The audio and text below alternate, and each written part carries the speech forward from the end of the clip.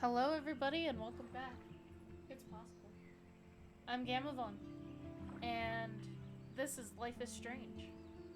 My boyfriend and I were just talking about the happenings of the previous episode, wondering what happened to Chloe, and wondering if we'll get to see the old Chloe, the one with blue hair and a kick-ass attitude, or if this newer Chloe is the one that will be the forever Chloe. So last time we actually already looked at the choices. So what we're going to go ahead and do is look at the journal. Now, since I did this the last time before the next episode started, we lost a what happened previously kind of thing, so I'm just gonna do that from here. We'll see the whole previous thing, and then before the game actually starts, we'll read through the journal and see what Max has to say. But man, what a crazy episode. Previously on Life is Strange. Whoa. You don't know who the fuck I am or who you're messing around with. Don't ever touch me again, freak!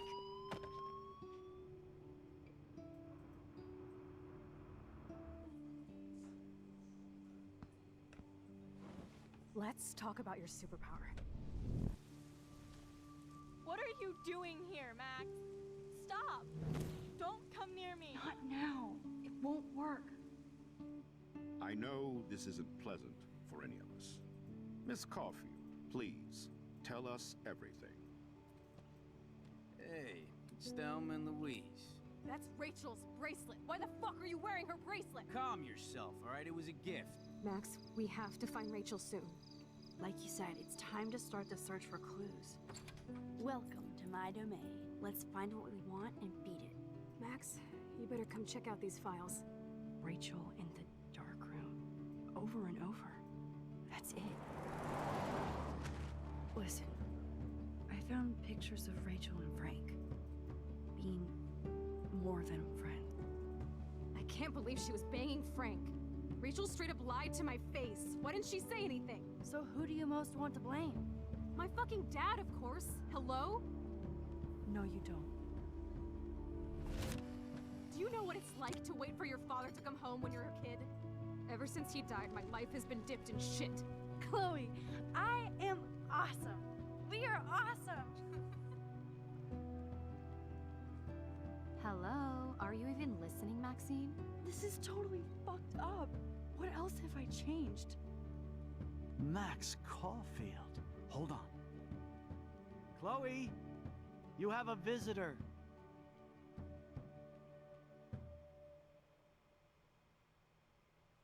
I really want to know what happened to Chloe.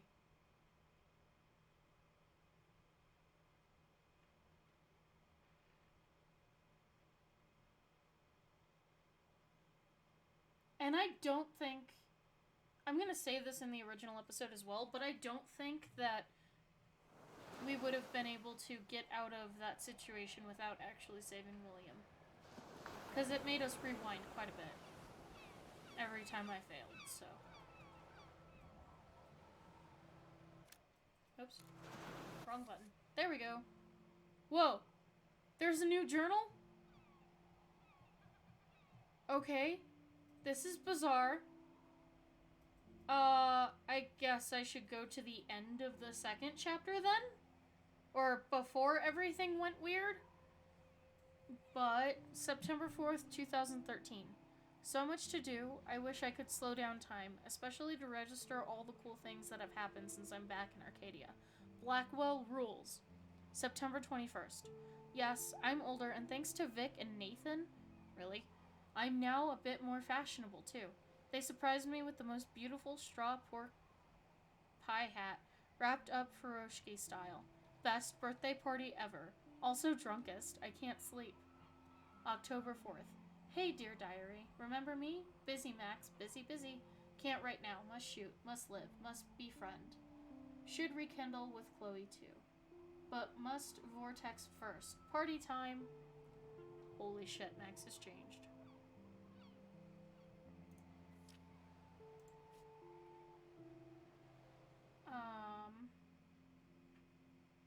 It looks like this didn't change, but the people Max knows did.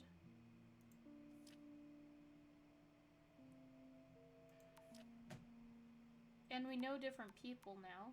We talked to Nathan, Taylor. We have texts from Mom, Chloe, and Alyssa. Victoria. This is so different. So weird. So, I'm gonna take you guys back with me. Hopefully to the end of episode number 3. Which is what I meant to say previously. Oh, there are more pictures I could have taken. Huh.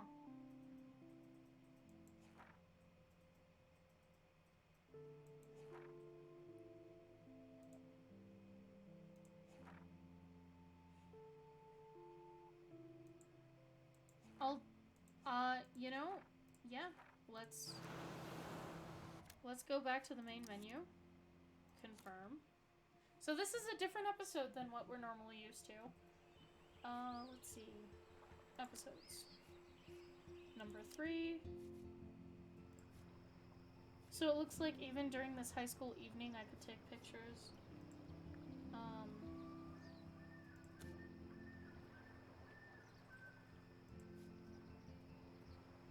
Looks like I could do that in Chloe's house, upstairs and downstairs, as well in the diner.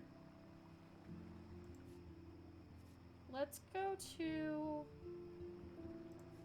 Max's room. We'll restart the game from this chapter using slot number 2.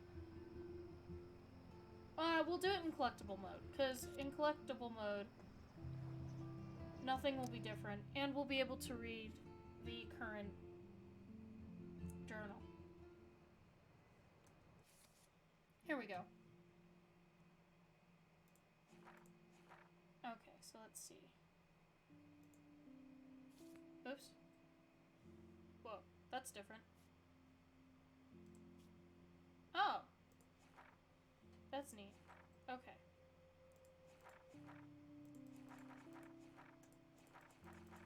I don't remember what we left off on, but it definitely wasn't... yes. We left off on page 38, so now it's page 39 through 51. October 9th. Dear Diary, I have the power to rewind time, and I ended up on a rooftop trying to stop my friend from jumping off while trying to prevent the possible destruction of my hometown. I fell asleep at my desk and woke up reaching out to rewind, or grab Kate. I remember when my journal entries were about which anime character I wanted to be, or my dreams of being a respected globe-hopping photographer, or what me and Chloe would be doing when we were finally adults. At least we know how that turned out so far. Chloe is determined to get to the bottom of what's going on, so I've been playing What Would Chloe Do?, which means blowing off my Blackwell homework to research everything I can find on Kate Marsh, Rachel Amber, and the esteemed Prescotts. It would be too easy peasy if they were all connected. But at this point, I think the whole town of Arcadia Bay is connected to this crazy shit. I can already see the story on the National Geographic Channel. Mystic, scientific, or apocalyptic, the Arcadia Bay tornado. Shudder. Speaking of fear, I can still see Kate and her sad, hopeless eyes on that roof. I can't believe she's not here anymore. I heard some students are organizing a petition for Blackwell to set up a scholarship in her memory. That's the least this place could do for her. At least I feel better now that Nathan is suspended. It's good he's off campus for a few days. I hope. And like I give a shit if the Prescott family sends a team of lawyers after me, please. I doubt they would, like all the publicity. I doubt their tentacles reach into the west of Oregon. Not yet, anyway. Leave it to Chloe to make me sneak out past curfew and demand I meet her in front of the main building in the dead of night. I knew Chloe would be all over investigating the campus after what happened to Kate here. This just makes Chloe more desperate to find out what happened to Rachel, if anything. It's funny that even though I think I can just rewind myself out of trouble, I'm in more trouble now than ever before in my life. If this was a Twilight Zone story, I'd be getting set up for some serious irony. Like I'm going to rewind myself out of existence or something. Oh boy. Can I honestly say I'll have this ability for the rest of my life? Are the tornado, the snow, and that eclipse just hallucinations, or are they genuine prophecy? More importantly, is this a curse or a blessing? Chloe is alive and by my side, and that has to be a miracle, which means there must be a way to stop my vision from coming true, right? So yes, I broke curfew to hook up with Chloe. She said she had something to show me. Looks like it's time for some serious detective work. Enter the Blackwell Ninjas. As I stealthily made my way out of the hall, I saw a shrine in front of Kate's door. I was surprised when it just popped up right after she died. Like everybody at Blackwell suddenly felt guilty for how she was treated. I am glad that so many people wanted to honor her. The cynical side of me says too little, way too fucking late. But I know that Kate would smile and forgive us all. Sigh, cry. Damn. That was too close. Oh, she's saying damn. Damn. That was too close. I was doing so well until I got outside, and of course it was Principal Wells, all people blocking the way. The one person I at least wanted to see. I wasn't ninja enough for him, so yeah, he busted me. What? He didn't bust us. But I finally got to see that the gossip was true for a change. Principal Wells was shit-faced. He didn't even try to hide it. In fact, he was a lot cooler drunk than sober. I can see why he's so confused dealing with Kate's family and the Prescotts and David Madsen. He still acts suspicious and gives me way too much tood, as he would say. Nobody says that seriously. But I can see that he's under a lot of pressure. So much that he's so wasted he can't even use his keys at midnight. Sure, he was in my way, but he was no match for my rewind power. After all, I had to go and meet Chloe. Bad Max. Even though I thought I was in full ninja mode, Chloe still scared the shit out of me, which pissed me off considering what I've been going through. Sometimes she's so damn insensitive to other people's feelings. She wants all my attention for her and finding Rachel, and she gets all butthurt if I don't have time for her. Obviously, I have time in hand, but I can't stay mad at her for long, and she was so damn excited about having the keys to the main building. And honestly, I was pretty amped up too. Even more so when we went to the front of the building and spied on Victoria talking smack about me, shocked, and worse, actually trying to blackmail Mr. Jefferson to pick her photo for the Everyday Heroes contest. She is freaking unreal. I give Mr. Jefferson major credit, major respect for telling her to get lost, even though she deserved to be expelled for pulling that crap. This is her priority after what happened with Kate. I just don't understand Victoria, no matter how hard I try. She's already rich, pretty, and a good photographer.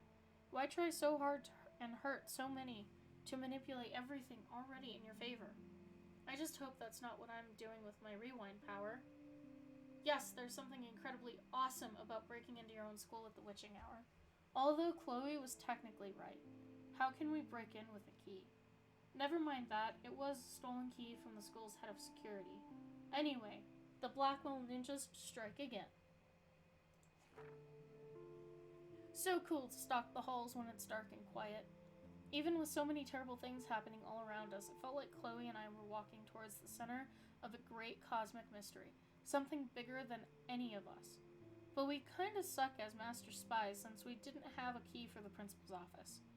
No worries with my rewind power at hand, and of course, Dr. Warren Graham. He came through with a bitchin' mini bomb made out of sodium. What the fuck ever. I probably learned more putting those ingredients together than the entire semester so far. Sorry, Miss Grant. Warren is the star student here.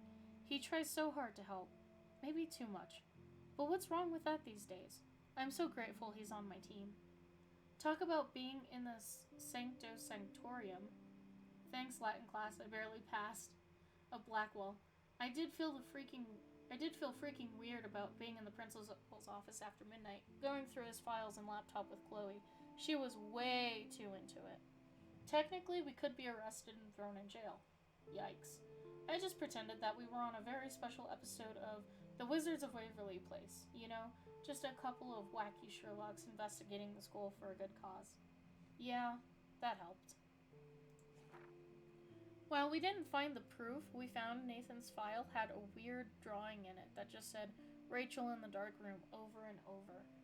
So that's a major clue that Nathan is involved in this somehow. Or he's just insane.